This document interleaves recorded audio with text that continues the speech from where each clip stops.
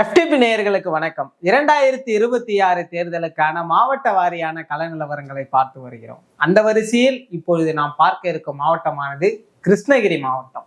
இந்த மாவட்டத்தில் இருக்கக்கூடிய கள நிலவரங்களை பற்றி பேச நம்மோடு வம்சி அவர்கள் இணைந்திருக்கிறார். வணக்கம். வணக்கம் சதீஷ். எவ்வாறு இருக்கிறது கிருஷ்ணகிரி மாவட்டம் கள நிலவரம்? இந்த கிருஷ்ணகிரி டிஸ்ட்ரிக்டை பொறுத்தவரை இங்க 6 சட்டமன்ற தொகுதிகள் இருக்கு. ஊத்தங்கரை, பர்கூர், கிருஷ்ணகிரி, வேப்பனஹள்ளி, ஹோசூர், தளி. ஓகே, ஸோ இது வந்து ஒரு பார்டர் டிஸ்ட்ரிக்ட். ஸோ இங்கே லிங்குவிஸ்டிக் ஓட்டு கொஞ்சம் நல்லா இருக்கும், வன்னீர் ஓட்டு கொஞ்சம் நல்லா இருக்கும், வெள்ளாள கவுண்டர் ஓட்டு கொஞ்சம் அங்கங்கே இருக்கு. ஸோ ஃபர்ஸ்ட் நம்ம ஊத்தங்கரை வந்து ஆரம்பிப்போம். இந்த ஊத்தங்கரை சட்டமன்ற தொகுதி வந்து 2008 டீலிமிட்டேஷன் அப்புறம் தான் ஃபார்ம் பண்ணுறாங்க. ஃபார்ம் பண்ணி முடிச்சது 3 தேர்தலையுமே அதிமுக ஜெயிக்கிறாங்க. இப்போ 2011 பார்த்தீங்கன்னா அதிமுக தேமுதிக கூட்டணி இருக்கும்போது 58% எடுக்கிறாங்க.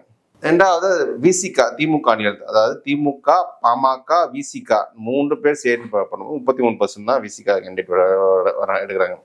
அடுத்து 2016 திமுக, அதிமுக, பாமக, விசிகா தனியா நிற்கும் போது என்ன ஆகுதுன்னா, அதிமுக சிட்டிங் எம்எல்ஏ மனோரஞ்சிதம் நாகராஜ் வந்து 38.7% எடுக்கிறாங்க. திமுகவை சேர்ந்த மாலதி அவங்க ஒரு ஸ்மால் மார்ஜின்ல தோக்குறாங்க, 2000 ஓட்டு வித்தியாசத்தில் தோக்குறாங்க. பாமக இங்க வந்து 13% எடுத்துருக்காங்க, விசிகா ஒரு 7% எடுக்கிறாங்க.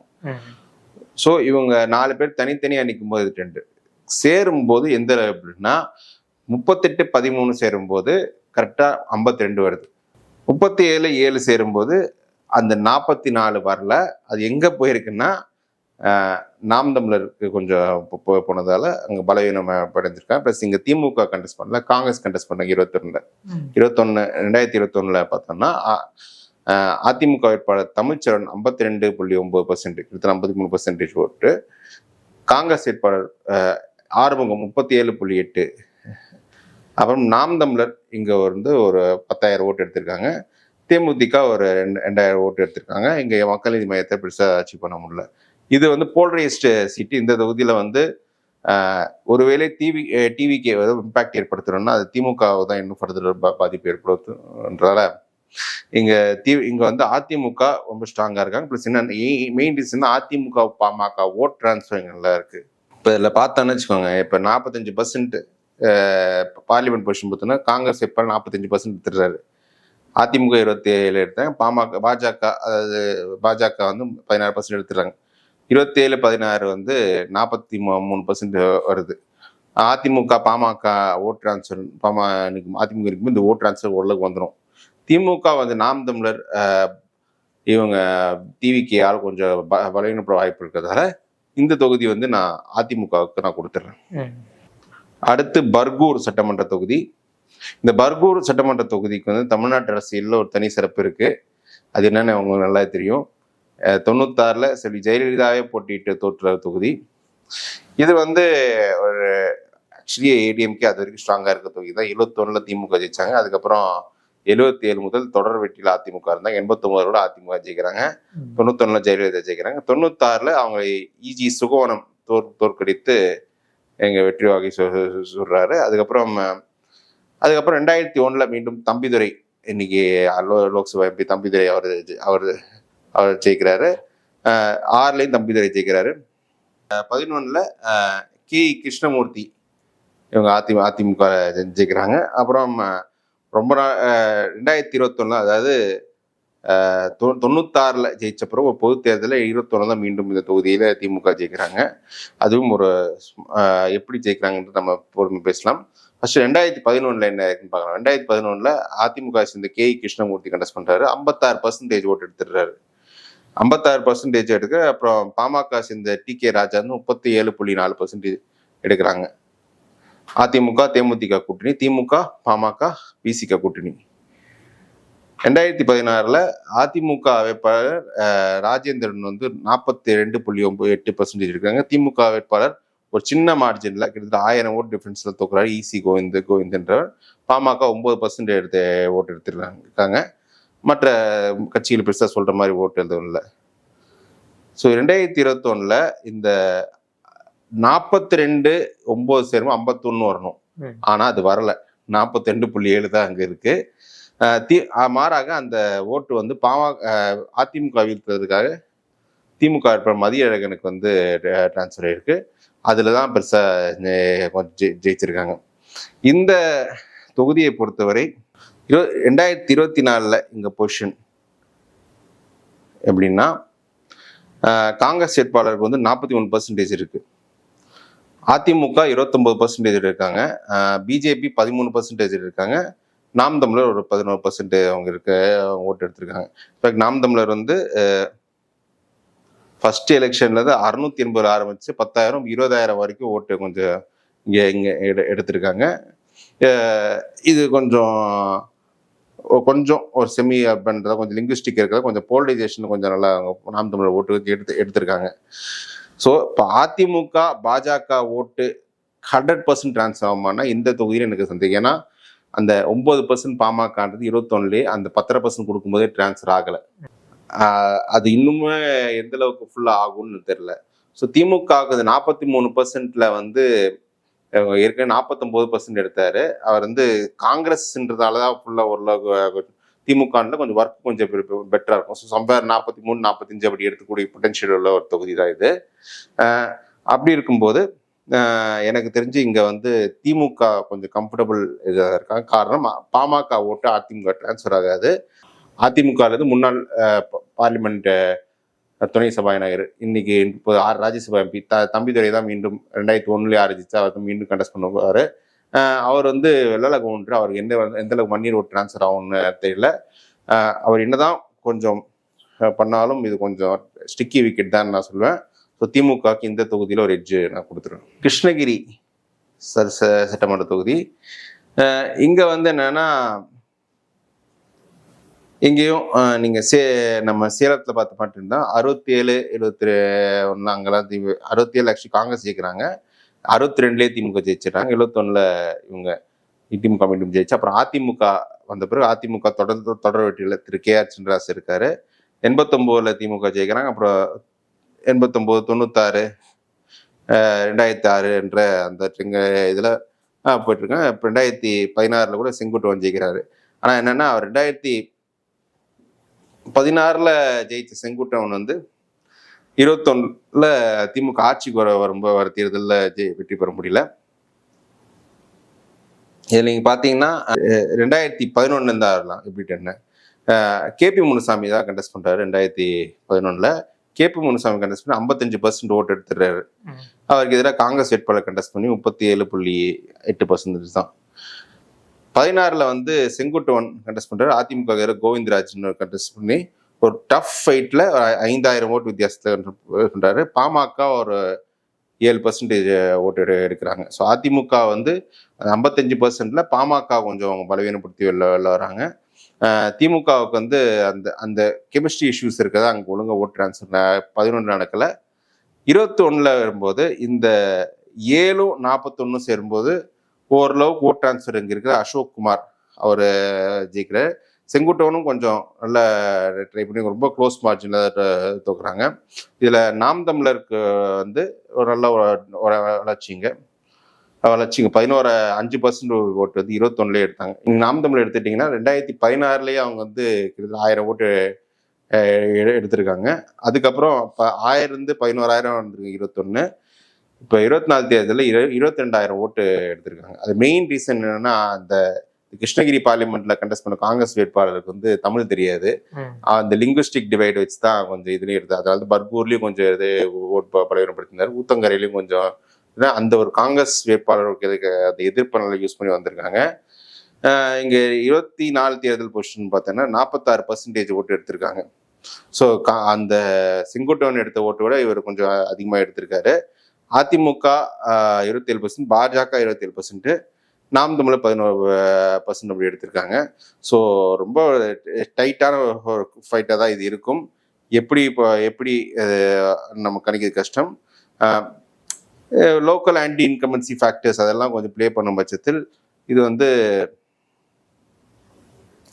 நான் ஒரு அதிமுகவோட சிட்டிங் MLA அசோக் குமாருக்கு ஒரு சின்ன எட்ஜு கொடுப்பேங்க. ஓகே. அடுத்து வேப்பனஹள்ளி சட்டமன்ற தொகுதி. வேப்பனஹள்ளி தொகுதி வந்து 8 டீலிமிட்டேஷனுக்கு அப்புறம் தான் உருவாக்குறாங்க. இந்த தொகுதி பார்த்தாங்கன்னா 2011 திமுக வெற்றி பெற்றிருக்காங்க. செங்குட்டுவன் இவர் வந்து 11 இங்க ஜெயிச்சுட்டு அப்புறம் இங்க 16 இங்க கிருஷ்ணகிரியில போய் ஜெயிக்கிறாரு. ஷிஃப்ட் ஆகும்போது இங்க முருகன் கேண்டிடேட் வச்சு இங்க வெற்றி பெற்றதா போறாரு. 2011 பொசிஷன் இங்க எடுத்து பார்த்தோம்னா திமுக இப்ப செங்குட்டன் வந்து 45% ஓட்டு எடுத்து இங்க ஜெயிக்கிறாரு. 2வது இடத்துல தேமுதிக இருக்கு 40%. அப்புறம் 2016 முருகன் செங்குட்டன் இடத்துல ஒரு 1000 கொஞ்சம் ஓட்டு 1% ஓட்டுக்கு ஒருத்தல எடுத்து ஜெயிக்கிறாங்க. எதிரில் அதிமுக வேட்பாளர் 43% எடுத்துறாரு. பாமகவுக்கு வந்து இங்க 2% தான் இருக்கு ஓட்டு வருது. தேமுதிகவுக்கு 2.5% ஓட்டு வருது. 2021 பாத்தீங்கன்னா கேபி முனுசாமி வந்து 45.8% ஓட்டு இருக்காரு. பி முருகன் 44.3% அவரை எடுத்திருக்காங்க. பாமக ஓட்டு வந்து ஓரளவுக்கு நல்லாவே டிரான்ஸ்ஃபர் ஆயிருக்கு. இவர் கேபி முனுசாமி வந்து கொண்டு வந்துட்டாரு. நாம் தமிழர் 8000 ஓட்டு எடுத்திருக்காங்க. நாம் தமிழர் பார்த்தீங்கன்னா 2017 588 ஓட்டு தான் எடுக்கிறாங்க. அங்கிருந்து 8000 ஓட்டு 2021. 24 நான் தான் சொன்ன காங்கிரஸ் வேட்பாளர் இஷ்யூல அவங்க வந்து ஒரேடியா நல்ல 19,000 ஓட்டு எடுத்திருக்காங்க. ஸோ இந்த 19,000 ஓட்டுன்றது இந்த கிருஷ்ணகிரி செக்மெண்ட்ஸ்ல தேவைக்காக நல்லாவே வாய்ப்பு இருக்குன்னு நினைக்கிறேன். இவங்க வந்து நீங்க பார்லிமெண்ட் பொசிஷன் எப்படி இருக்குன்னு பார்த்தோம்னா காங்கிரஸ் வேட்பாளர் 42% எடுத்துடுறாரு. அதிமுக வேட்பாளர் 29%, பாஜக வேட்பாளர். ஸோ அது அதிமுக அந்த கேபி முனுசாமி ஓரளவுக்கு ஓட்டு கொண்டு வந்துடுவாரு. நாம் 10% இங்க வச்சிருக்காங்க. ஸோ எனக்கு தெரிஞ்சு இது இதுவும் ரொம்ப டைட்டான தொகுதின்னு நினைக்கிறேன். இதுல என்ன இந்த 2 தொகுதியை பொறுத்த வரைக்கும் செங்குட்டுவன் எங்க கண்டெஸ்ட் பண்ணுவாரு, இங்கேயா இல்ல என்ன ஒருவேளை செங்குட்டுவனுக்கும் கேபி முனுசாமிக்கும் அண்டர்ஸ்டாண்டிங் வந்து கூட ஒரு இடத்துல தானே இன்னொரு இடத்துல ஆர்டர் பண்ணிக்கலாம். ஸோ இது ரெண்டுமே கொஞ்சம் நான் வந்து ஆஸ் ஆஃப் நோ 2 தொகுதியிலும் அதிமுக ஒரு சின்ன எட்ஜ் நான் கொடுக்குறேன். பட் திமுக வந்து செங்குட்டுவன் எங்க கண்டெஸ்ட் பண்றாருன்றது தான் அங்க இந்த 2 தொகுதியிலுமே முக்கியமான விஷயம். அடுத்து ஹோசூர் சட்டமன்ற தொகுதி. இந்த ஹோசூர் சட்டமன்ற தொகுதின்றது இந்த தமிழ்நாடு கர்நாடகா பார்டர்ல வந்துருக்கு. இப்போ ஒரு ஃபாஸ்ட் க்ரோயிங் இண்டஸ்ட்ரியல் ஹப் ஹோசூர்ன்றது. ஸோ அங்கே வந்து லிங்குவிஸ்டிக் ரொம்ப தமிழ் அல்லாத ஓட்டு கொஞ்சம் அதிகமாக இருக்கும். அங்கே பார்த்தீங்கன்னா வச்சுக்கோங்களேன், நீங்கள் ஆரம்பத்துலேருந்தே காங்கிரஸ் கட்சி தான் ஆதிக்கம் செலுத்திட்டு வந்தது. முதல் முறை ஒரு திராவிட கட்சி அங்கே வெற்றி பெற்ற 2016 பாலகிருஷ்ண ரெட்டி அதான் அதிமுகலேருந்து வெற்றி பெறார். அதுக்கு முன்னாடி அதிமுக ஜெயிக்கல, தொடர் வெற்றியில காங்கிரஸ் தான் இருந்தாங்க. இன்றைக்கு காங்கிரஸ் சிட்டிங் எம்பி கோபிநாத் இவர் 2001 தொடர்ந்து ஜெயிச்சுட்டு வந்தாரு. 2016 தான் வீழ்த்தப்பட்டாரு.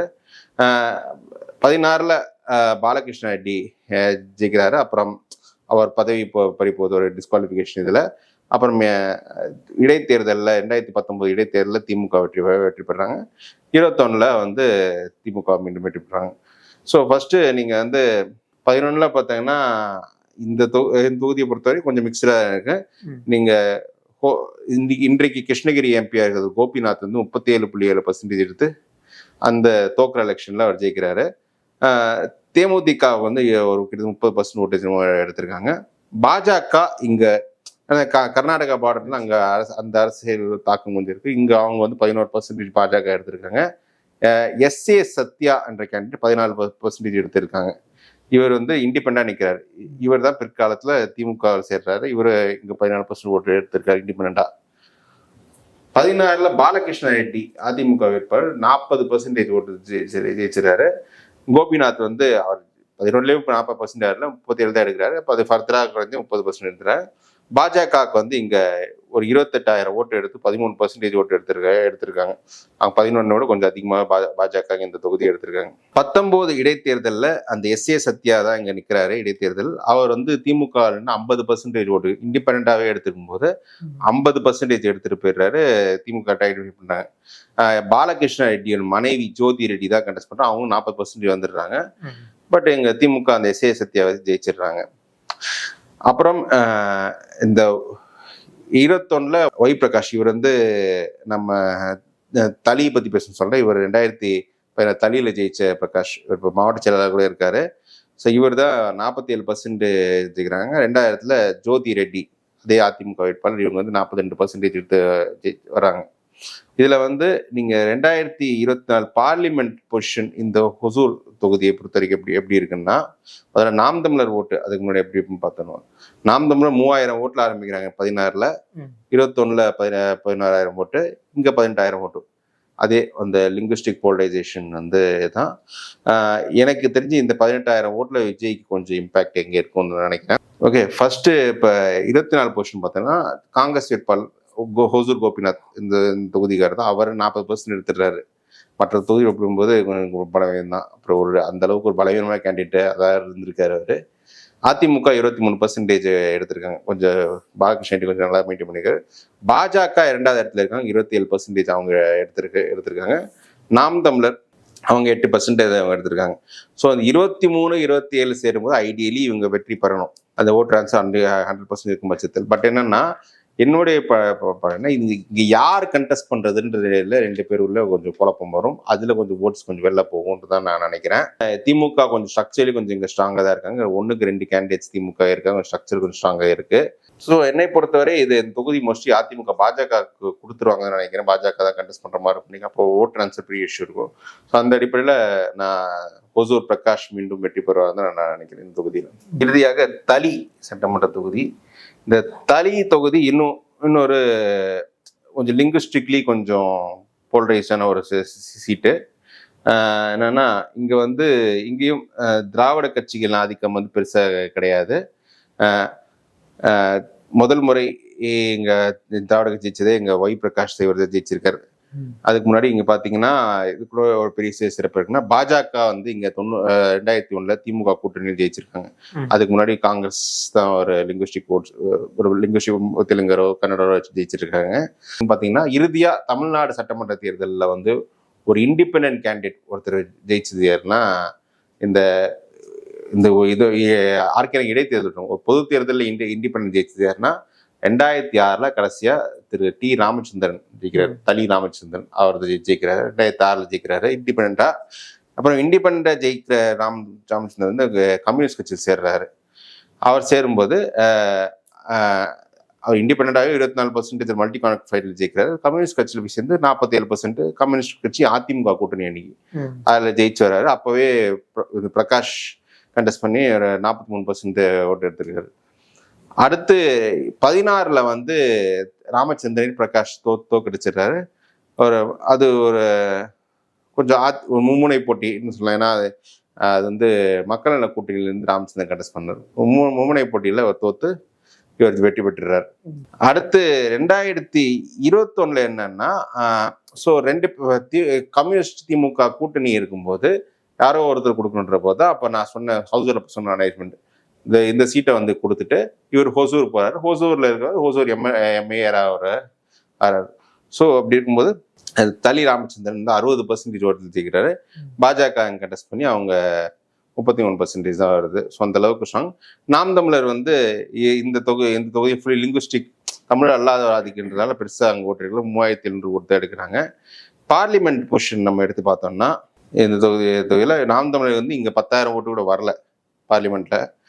பார்த்தோன்னா திமுக காங்கிரஸ் கம்ஃபர்டபுளாக இருக்காங்க 41%. 21% இங்கே அதிமுக எடுத்து, அப்புறம் பாஜக 23%, 50% இருக்காங்க. பட் எனக்கு ராமச்சந்திரன் அவரே ஒரு 30% ஓட்டு கெப்பாசிட்டி இருக்கிறதால திமுக கெப்பாசிட்டி கொஞ்சம் ஓட்டு கொஞ்சம் டிரான்ஸ்ஃபர் ஆகுன்றதால எனக்கு தெரிஞ்ச தளி ராமச்சந்திரன் மீண்டும் வெற்றி பெற்றுவார் நினைக்கிறேன். அவங்க இந்த தொகுதி கம்யூனிஸ்ட் கட்சி இங்கே வெற்றி பெறுவார். கிருஷ்ணகிரி மாவட்டத்தில் இருக்கக்கூடிய 6 சட்டமன்ற தொகுதிகளுடைய நிலவரத்தை சொன்னீங்க. அதுல வந்து ஊத்தங்கரை வந்து அதிமுக வெற்றி பெறக்கூடிய தொகுதியாகவும், பர்கூர் வந்து திமுக வெற்றி பெறக்கூடிய தொகுதியாகவும், கிருஷ்ணகிரி வந்து அதிமுகவுக்கு வந்து ஒரு எட்ஜி கொடுத்துருக்கீங்க. வேப்பநல்லி அதிமுக வெற்றி பெறக்கூடிய தொகுதியா இருக்கு. அதுக்கு அடுத்துதான் ஒசூர் தளி இந்த 2 தொகுதியும் கூட திமுக வெற்றி பெறக்கூடிய தொகுதியா இருக்கு. கிருஷ்ணகிரி மாவட்டத்தில் இருக்கக்கூடிய கள நிலவரங்களை தெளிவா சொன்னீங்க. நம்ம மேலும் ஒரு மாவட்டத்தில் சந்திக்கலாம்.